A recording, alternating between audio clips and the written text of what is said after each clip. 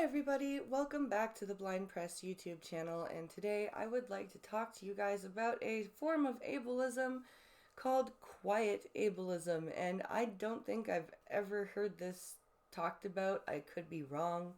Um, I silent ableism, I think I've seen something about silent ableism somewhere, but I'm not sure. I would just like to talk about my opinion on quiet ableism or silent ableism.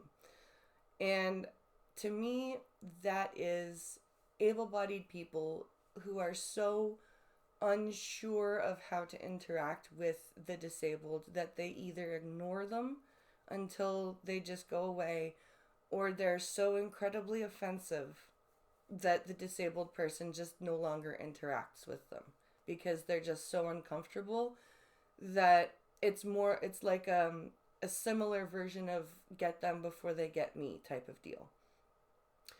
I've been dealing with this specifically since my children have been going to school. It, maybe part of it right now is because we're new to the town, but before we moved, it was still very difficult for the parents of the kids that my kids went to school with to interact with me. They did it on a very basic level or not at all. And I really do think it was because they just didn't know how to interact with a blind person. I've seen very similar stories throughout my life from other blind and disabled people where they're trying to socialize with people who aren't disabled or aren't in their normal group, and it's very difficult. It's either there's either two roads of people: the people that I'm talking about right now who don't interact or interact very badly, or the people who are superb at interacting with disabled people. There's no they could learn, they could do but no, it's either they're horrible at it or they're awesome at it. There's no middle ground when it comes to interactions with disabled people. And I feel like we talk a lot about ableism when it comes to open discrimination, when it comes to violence against disabled people, when it comes to job discrimination, stuff like that.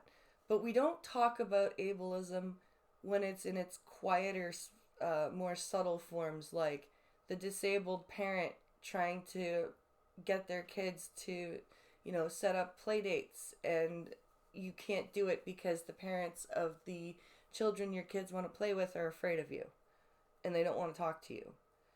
But your able-bodied partner doesn't want to step in for you because you're an adult and you should be able to interact on your own without your partner acting like your parent organizing a play date on your behalf.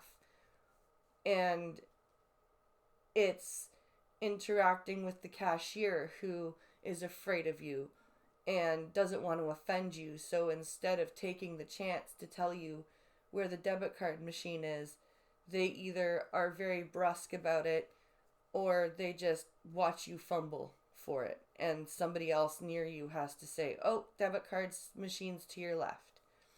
Or it's, back in the day when you needed to use a quarter for the payphone and you didn't have one on you and you were lost and you were upset and you had your cane out and you were asking for a quarter to use the phone, and people just walked by you because they were afraid.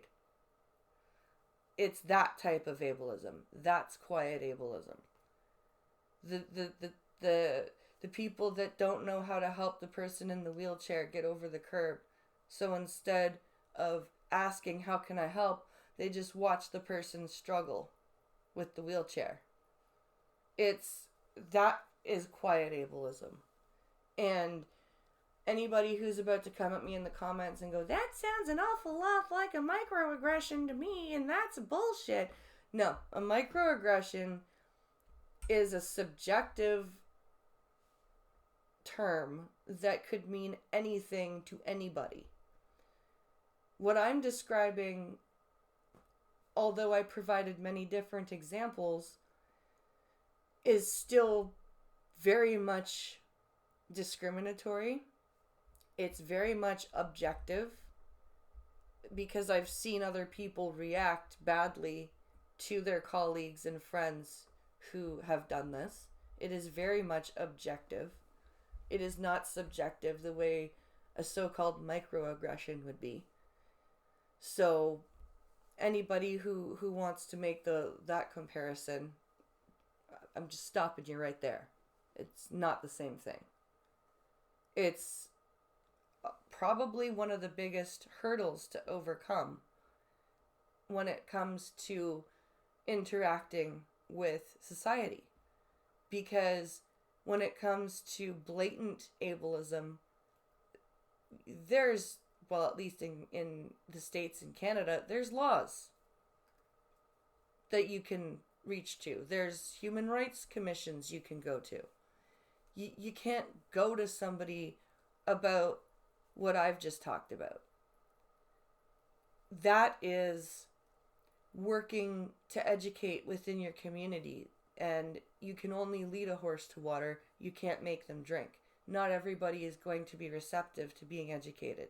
Even if you do it in the nicest, calmest way possible, not everybody is going to be open to being educated. You cannot make a horse drink. So that, I would say, is probably the largest hurdle for societal equality for disabled people, is the quiet ableism. And the best thing to do, if you're an able-bodied person and you see it, call it out. Don't be a dick, right? Don't be the today's version of calling it out, right? Don't be like, oh my god, that's really bad, that's ableist. Just be like, hey, why are you acting like that? They're just blind, or they're just in a wheelchair, or they're just on crutches, or they're just autistic. Why are you ignoring them? Or why aren't you telling them where the cash register is? Or, hey, they're like, that's all you have to do. Just make them think. You don't have to be all speechify and rude and Karen-like. Just be like, hey, would if you were, sick or something, would you want someone to just ignore you because you were sick? Well, no. Well, then why are you ignoring someone because they're disabled? Do they make you uncomfortable? Well, yeah. Well, why? Are you afraid you're going to catch their disability? Well, I just don't know how to interact with them. Well, talk to them.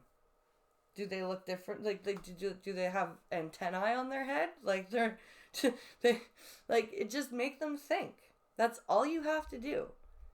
It's not a big production. That's the problem with today's activism. Everybody makes it a fucking production. It doesn't have to be.